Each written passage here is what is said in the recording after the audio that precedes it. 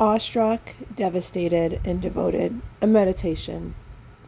But standing off at a distance were some who truly knew Jesus, and the women who had followed him all the way from Galilee were keeping vigil. The women who had been companions of Jesus from the beginning saw all this take place and carefully contemplated how the body was laid in the tomb. Luke 23:49 and 52. Can you imagine the scene? Jesus has died, but what happens now? And what is the response of the people? If Jesus' life had impacted the people he loved and healed, how much more had his death impacted them?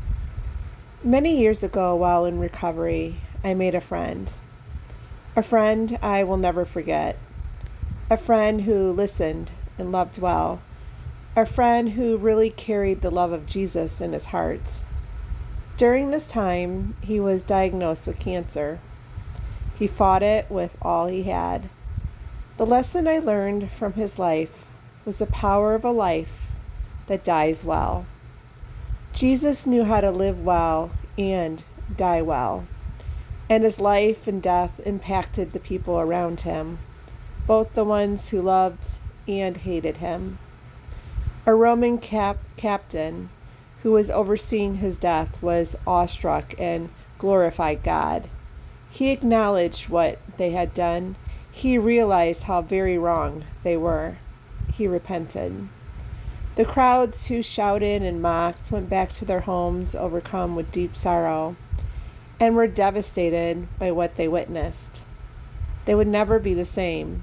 Perhaps Jesus' death had more of an impact than his life.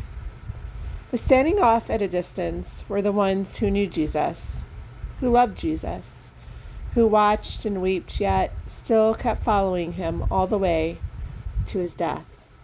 They were the ones who had been there from the very beginning, the ones who gave up everything just to be near him. There was also a man named Joseph, a good man, a man who stepped up and took Jesus' body to be buried in the tomb. He went the extra mile and did for Jesus what no one else would do. He was a true believer, devoted and true. He brings to life the verse from James 2:17. The same is true with faith. Without actions, faith is useless, but itself it's as good as dead. If you had been there that day, who would you have been? The one awestruck, but who repented? The one who went back to their homes overcome and devastated? The ones who stood at a distance following Jesus and taking it all in? Or the one who took his body off the cross and buried it? Which one are you? And more importantly, in your heart, which one do you want to be?